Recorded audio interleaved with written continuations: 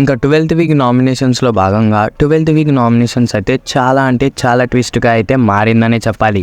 ఎందుకంటే ఈ వారం అయితే ప్రతి సీజన్ లాగా అలానే ప్రతి వీక్ లాగా హౌస్మేట్స్ నామినేట్ చేయరు.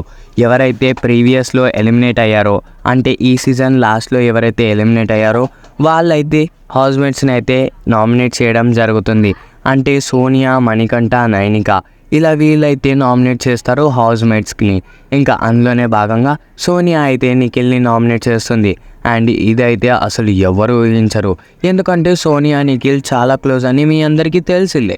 ఒకప్పుడు రాసుకొని పూసుకొని తిరిగారు నిఖిల్ ఇంకా సోనియా. అలాంటిది సోనియా నిఖిల్ని నామినేట్ చేయడం అనేది చాలా అంటే చాలా షాకింగ్ అనే చెప్పాలి. మనకే కాదు లోపల ఉన్న హౌస్మేట్స్ కూడా షాక్ అయ్యారు. అదేంది సోనియా అంత క్లోజ్ ఉండే కదా నిఖిల్ని, మళ్ళీ నిఖిల్ని ఎందుకు నామినేట్ చేసింది అంటే ఇంకా దానికి కూడా ఒక రీజన్ ఉంటుందిగా. ఇంకా సోనియా చెప్పిన రీజన్ ఏంటి అంటే నిఖిల్ను స్టార్టింగ్లో చాలా మంచిగా ఆడావు, నేను ఎప్పటి వరకు అయితే ఉన్నానో అప్పటి వరకు నువ్వు చీఫ్గా ఉన్నావు, నువ్వు అప్పుడు చాలా మంచిగా ఆడావు, బట్ నేను వెళ్ళిపోయినాక నువ్వు అస్సలు మంచిగా ఆడలేదు.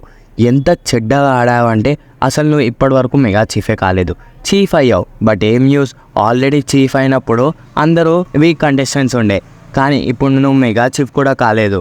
అందుకే నేను నీకు నామినేట్ చేస్తున్నా. ఇంకా నీ దృష్టి గేమ్ పైన లేదు, వేరే సైడ్ ఉంది, నువ్వు డిస్ట్రాక్ట్ అవుతున్నావు, ఇంకా నీకు ఫోకస్ లేదు అని నేనైతే ఈ పాయింట్తో నామినేట్ చేస్తున్నా అని నిఖిల్ని అయితే నామినేట్ చేస్తుంది సోనియా. ఇలా అయితే 12th వీక్ నామినేషన్స్ అయితే నడుస్తున్నాయి.